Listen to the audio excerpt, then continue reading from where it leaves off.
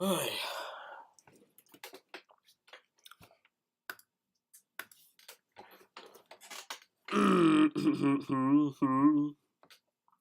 We are live.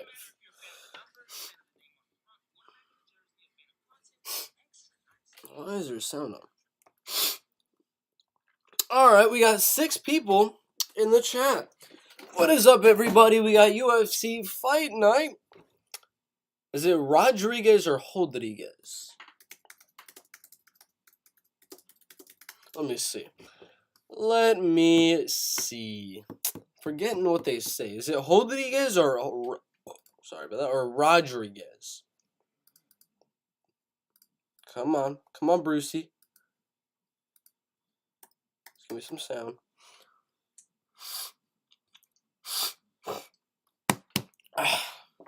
Allen should fight Holloway? Yeah. It's not a bad fight. Not a bad fight at all.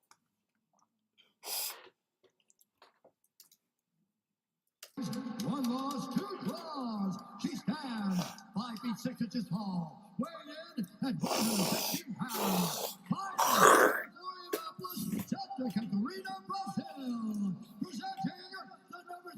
What's her name? How do you say it? Rodriguez. Alright, it's Rodriguez. I had a feeling I was gonna say Rodriguez and like 50 of you were gonna roast me down in the comment section, so I had to make sure. But sorry about that. My throat is really stuffed right now. But with all that being said, let's get into the predictions. We got Marina Rodriguez, Amanda Lemos, Neil Magny, Daniel Rodriguez. We have a lot of Rodriguezes on this card. Prelims, no other Rodriguezes. I guess I was wrong. Shayna Young, Miranda, Maverick, Jonathan Almeida, Maxim, Grisham. We got some solid fights. I'll give y'all my predictions. So, with all that being said, let's get into the predictions as we go on to the UFC strawweight division. UFC Fight Night, Rodriguez versus Lemos. In the women's strawweight division, I'm going to be giving you guys my full card prediction, my breakdown on every single fight, who I think's going to win, why I think they're going to win, and how I think that person is going to win. For Marina Rodriguez, Amanda Lemos going to be a 5-round main event. Originally was supposed to be Bryce Mitchell and Movsar Evloev, but Evloev pulled out. Now we got Mitchell versus Ilia Topuria at UFC 282. That's the only cancellation thus far on this UFC Fight Night. Let's pray for no more fight cancellations on this one, because we had a lot at UFC 280. We had a few last week as well. But it's overall a pretty solid card. Some low-level guys on the prelims, some low-level guys on the main card as well. I'm talking these heavyweights, Chase Sherman and Josh Parisian, but it's an okay card nonetheless. Before we get into the predictions, go down and smash that like button, subscribe to the channel, turn on those notifications, and check the description down below. Top link is all of my bets for an entire month for $2.99. All MMA bets for Bellator, UFC, PFL, etc. And the link below that is $125 for free when you sign up using Bert MMA promo code. With that being said, let's get in to the first fight in the women's bantamweight division. Ramona Pascual and Tamira Vidal in the bantamweight division. Before we get into the prediction, low level. I mean, that's the only real 2 words I can use to kind of describe both Tamira Vidal and Ramona Pascual. Very low level for the UFC. Tamira did beat, freaking Ailin Perez in her second to last fight, but it was an illegal knee win, kind of like the Piotr Yan Aljamain Sterling fight, and she did beat Martina Jindrova, which was a solid win. But overall, Ramona's on a 2-fight losing streak inside the UFC, got destroyed by Josiane Nunes, did good early against Jocelyn, and then ended up losing late and beat a lot of bad fighters on the regional scene. This is a weird fight. Very, very weird fight. The UFC definitely wants Tamira Vidal to win. I believe she's going to be the favorite, and not that big of a favorite. That's crazy. 85% going Vidal. is absolutely insane. But that will be my prediction, is going to be Tamira's Vidal to win this fight by a decision. It's not going to be a finish, ladies and gentlemen. If freaking Josie Nunes is not finishing you, if Jocelyn Edwards is not going out there and finishing you, I know Janae Harding and Jennifer Lane Norris, these random girls on the regional scene, were able to go out there and get the finish, but it was 5 years ago. Ever since then, she showed her toughness, she showed her grit, and she's not going to get finished by a Tamira's Vidal. Tamira's does have finishing ability, heel hook in her last fight. Before that, she got a unanimous decision, another unanimous decision, but a Kimura submission win before that. I'm leaning more towards a close 29-28 decision. Ramona is going to hit harder on the feet. She's going to be a little bit bigger. Coming down from the women's featherweight division, she's taller and a bit lengthier as well, in my opinion. But Tamira is going to use her very bad and sloppy takedowns and wrestling to get the fight to the mat and control Ramona Pascual on the ground. Get a little bit of ground and pound, advanced positions, look for a submission. She's not going to get any.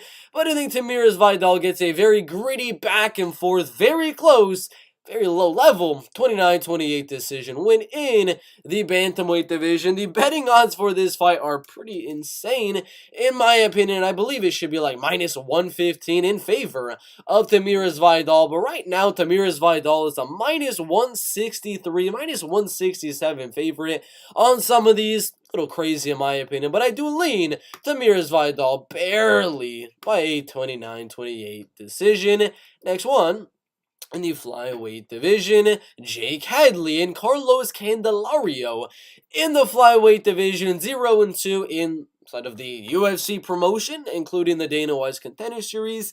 Jake Hadley 0-1 inside of the UFC, 1-1 including the Contender Series. But Carlos got a little bit robbed when he was on the Contender Series. He definitely should have won that fight. He's going to be a little bit taller than Jake, but it's not going to really matter. The way I see Carlos winning is making this a very gritty striking fight, making this a very back and forth scramble fest in the grappling and wrestling, and mainly making the fight just a very gritty type of war in the flyweight division. That's how Carlos Candelario is going to find a way to win this one, is to make it sloppy and gritty and things like that. The way that Jake Hadley is going to go out there and win this fight is literally just to take down Carlos Candelario and control him on the ground, kind of like how Tatsuro Taira was able to do.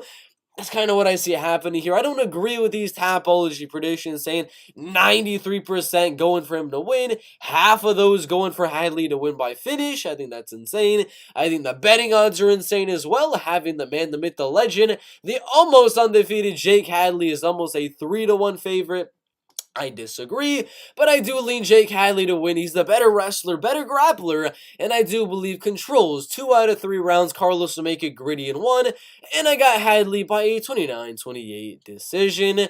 Johnny Munoz Jr. and Ludwig Shalinyan in the bantamweight division. Both, not doing too good inside the UFC. Johnny did start off with a loss to Nate Mendes, then he beat Jamie Simmons, then he lost to Tony Gravely. Ludwig is 0-1 inside the UFC and not very active as a professional MMA fighter, coming off a loss to Jack Shore, where he was controlled for that entire fight. Striking-wise, I'd say it's pretty even in terms of the boxing and the kickboxing skills. Neither guy is really a super high-level striker or anything like that, but I do give the wrestling and the control time advantage to Johnny Munoz Jr.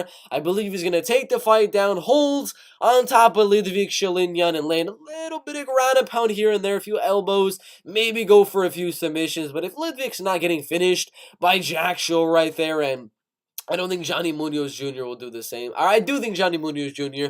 will do the same. He's not going to get a rear naked on Ludwig Shalinyan, so I see the fight going all the way to a decision here. Johnny Munoz Jr. controlling on the ground, not striking with Ludwig, just clinching up, getting the takedown, and winning a close decision. Strawweight division. Jinyu Frey and Pollyanna Viana in the strawweight division. Pretty even fight, especially on the betting odds. Right now, Jinyu Frey a slight underdog on this betting odds right here. Started SR as the favorite, but money came in on Pollyanna Viana. Others had Jinyu Frey as the favorite. favor. So depending on what book you'll have, it'll either be 50-50, Pollyanna Viana is the favorite, or some have Jinyu Frey as the favorite as well. So it is a very close fight. 69% going Viana on Tapology. A lot of them going by a submission, which I think is a little bit weird. I highly doubt she's going to get a submission win on Jinyu Frey in this fight, but it is a close one. Pollyanna did get an armbar on Emily Whitmore, got an armbar on Mallory Martin, lost by armbar to Veronica Macedo, and then lost a split decision there to Hannah Cyphers, one of the most low-level fighters in the UFC. But it's a weird fight. I mean, Pollyanna is younger, she's a little bit taller, a little bit lengthier than Jinyu Frey, but you remember, Jinyu Frey was kind of outstriking Vanessa Demopoulos, and arguably should have won that fight. That was a little bit of a robbery, in my opinion, there, and she was doing very good in the striking against Vanessa Demopoulos in that fight, and I believe Jinyu Frey is going to have the better wrestling than Pollyanna Viana. The striking of Pollyanna is okay, but I think Jinyu Frey keeps it very, very even in the striking, mixes in those takedowns. And ladies and gentlemen, we got our first underdog of the night in Jinyu Frey at plus 110. I got her winning this one by a decision. Pollyanna did lose by armbar to Veronica Macedo, but loses decisions on most of these other fights. And when's the last time you've seen Jinyu Frey getting a finish? So I see the fight going all the way. Jinyu Frey by a 29-28 decision. Then we go on to the bantamweight division. Benito Lopez and Mario Batista in the bantamweight division. We got a finish in this fight, in my opinion. Benito is taller. He is lengthier than Mario Batista. He's 10-1.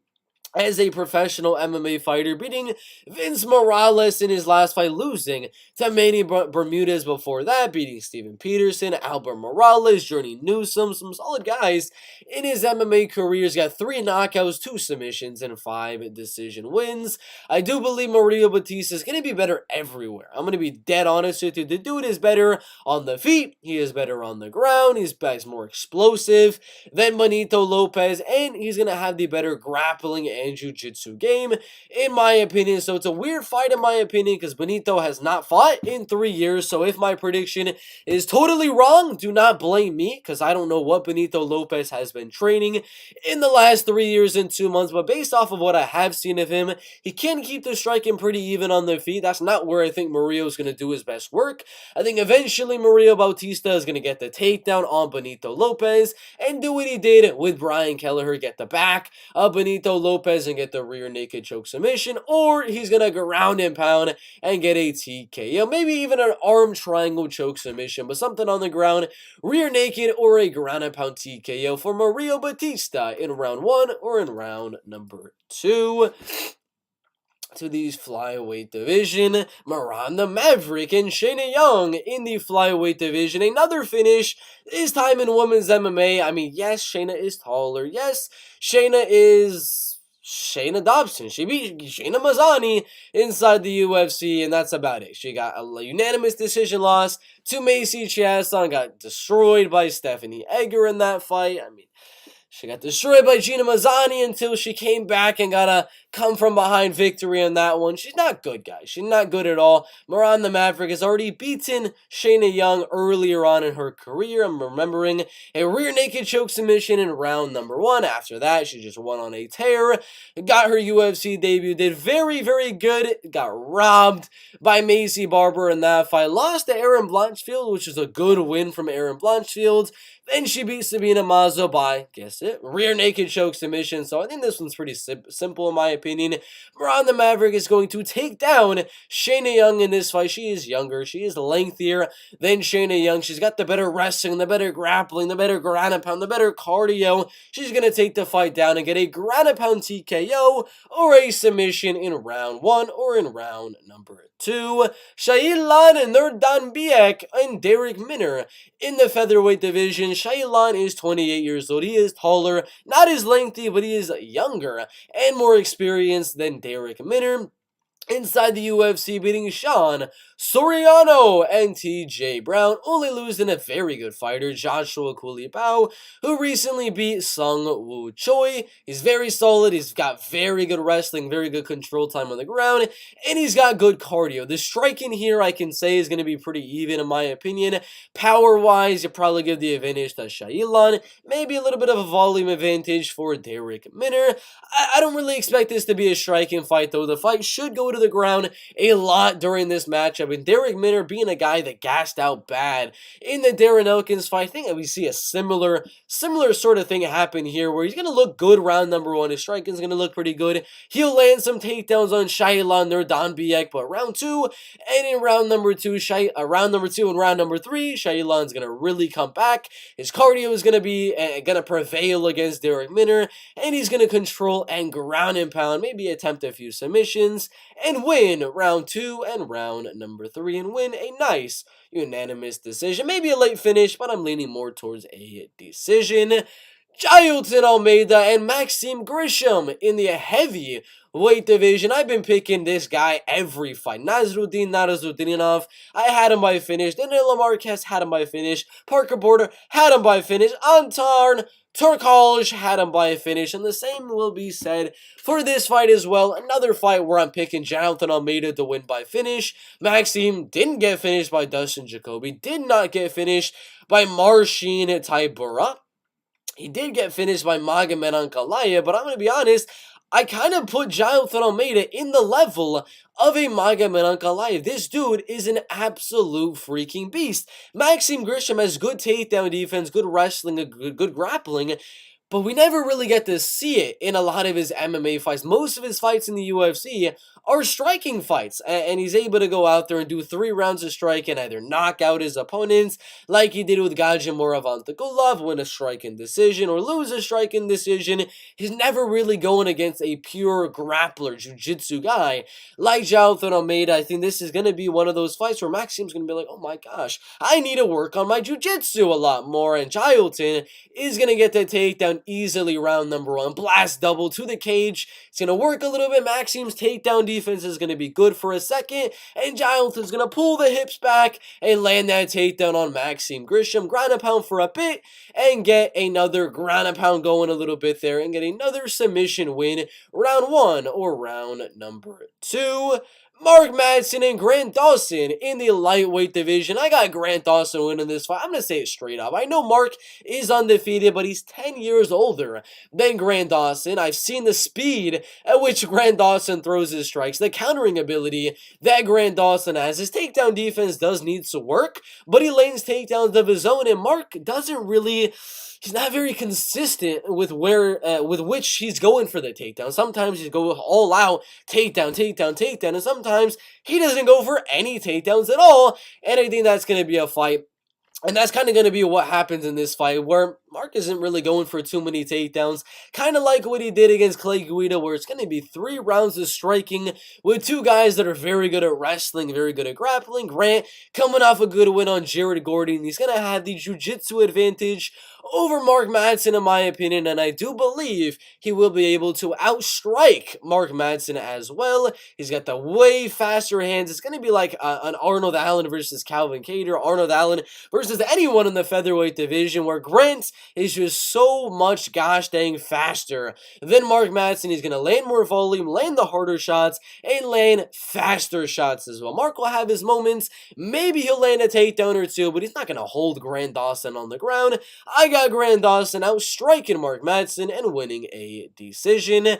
Tagir Ulanbekov and Nate Maness in the flyweight division. Nate is definitely going to be the better striker here, knocking out Tony Gravely in the bantamweight division, submitting Luke Saunders, winning a decision on Johnny Munoz Jr., and getting a lot of finishes on the regional scene. He's 31 years old, same age as Tagir Ulanbekov. He is taller and he is lengthier. His game plan needs to be keep the fight on the feet and outstrike Tagir Ulanbekov, knock out Tagir Ulanbekov or something like that. The winner of this fight is getting a shot inside of the top 15 of the flyweight division, no doubt.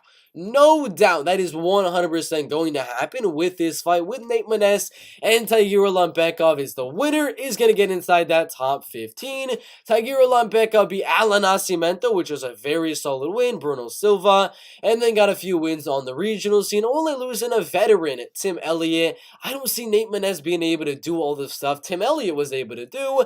He will outstrike Tagir Ulan, but I believe Tagir will land enough takedowns in this fight, land enough ground pound, go for enough submission attempts to win yet another close decision win. He doesn't really get too many finishes in his career, a few submission wins on the regional scene, but in the UFC, it's been a lot of decisions. And Nate Mendes, he doesn't get finished. I mean, Umar Nurmagomedov got a dominant decision, but if Umar is not finishing Nate Mendes, Tagir's not going to be finishing Nate Mendes. So I'm going to go with kind of what everyone's saying in Ulanbekov, controlling the fight on the ground, landing some good ground and pound, looking for the choke, but he's not going to get it. I got Tagir by a unanimous decision. Josh Parisian and Chase Sherman in the heavyweight division. I'm going to keep it straight and to the point. They're both ass. They're both really not that good. 33, 32 years old, same height, similar reach. Chase just going out there, knocking out Jared Vandeira after losing to Andrei Arlovsky, losing to Parker Porter, Jay Collier, as well as Alexander Romanov. I mean, the dude was not doing too good, but to go out there and knock out Jared Vandeira when Waldor Cortez Acosta was unable to do so, that's pretty insane in my opinion. Josh, he wins one, he loses one. He wins one, he loses one. He wins one. Yeah, he's probably going to lose this one in my opinion. Lost by TKO to Dante Almeida due to ground and pound. Got outstruck by Parker Porter in that fight as well. And I know Chase Sherman's takedown defense isn't necessarily the best. I mean, he got submitted by Jay Collier, but got submitted by Alexander Romanov. But the Alexander or Andrei Arlovsky and Parker Porter fight were mainly just striking battles that he ended up losing on the feet.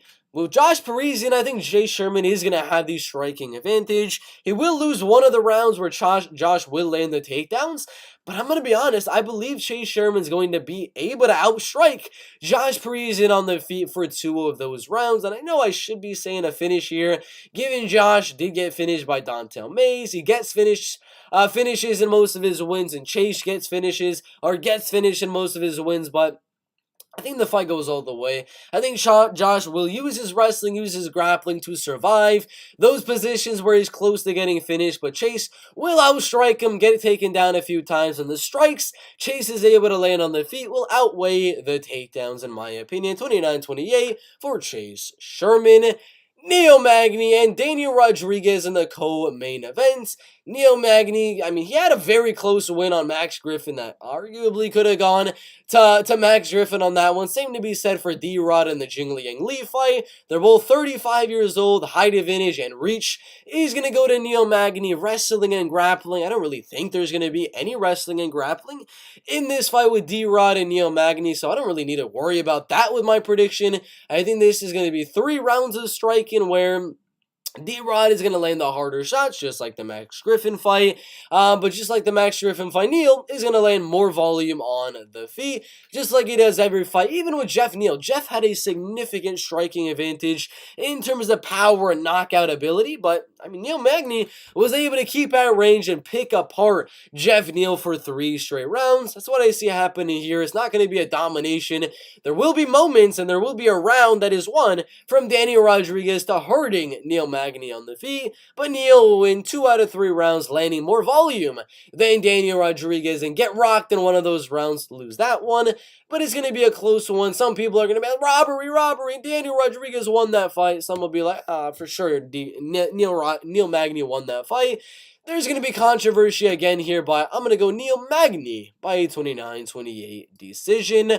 Marino Rodriguez and Amanda Lemos in the strawweight division. I'm going to go, I'll tell you in a bit, but Marino Rodriguez coming off a lot of wins. 4 fights in a row. Amanda Hebas by knockout. Michelle Watterson by unanimous decision. Mackenzie Dern by unanimous decision. And Yan Xiaonan by a split decision, losing to the champ, Carla Esparza, by a split decision. She's going to be a bit taller than Amanda Lemos. She throws more volume than Amanda Lemos. Power is going to be pretty even between Amanda Lemos and Marina Rodriguez. Grappling and wrestling game, I don't really think there's going to be too much of that, but again, it's going to come down to that volume. I said the power is even. I said the grappling and the wrestling is going to kind of cancel out here due to neither girl's probably going to want to wrestle and grapple with the other.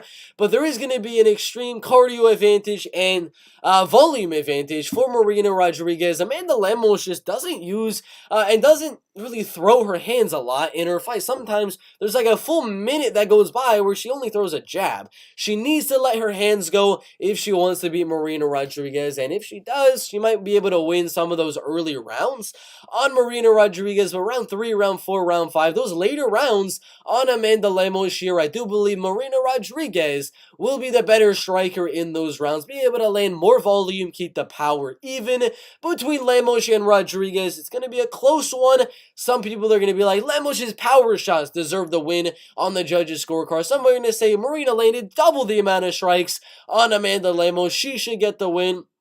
It'll be a close one, but I got Marina Rodriguez having the better cardio, throwing more volume later on in the fight, using her movement on the feet to stay out of the big strikes of Amanda Lemos and counter Amanda Lemos as she comes in. I'm going to go Marina Rodriguez by 48-47 unanimous decision. UFC Fight Night Rodriguez versus Lemos full card prediction. I got Marina Rodriguez winning that fight, Neil Magny winning, Chase Sherman winning, Tagir, Ulan Grant Dawson, Jailton Almeida, Shalinyan, Nurdanbiak, Miranda Maverick, Mario Batista, underdog, Jinyu Frey, Johnny Munoz Jr., Jake Hadley, and Tamira's Vidal. Some underdogs I feel have a very good shot of winning are definitely Ramona Pascual, Jinyu Frey, who I picked to actually win that fight. Another one of them, I mean, is Chase Sherman an underdog? I don't really even know. Those odds are so 50-50. Chase Sherman is a slight favorite on one of them right there, which is very, very interesting. So I can't even count that as an underdog pick.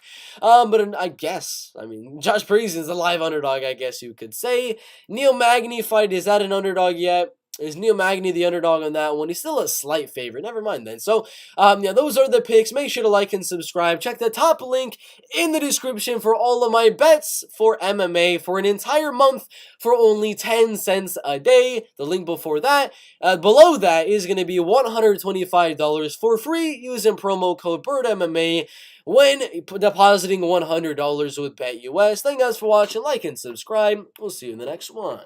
Da-da-da-da-da, it's the Mountain Dew Double G Snoop Dogg in the house.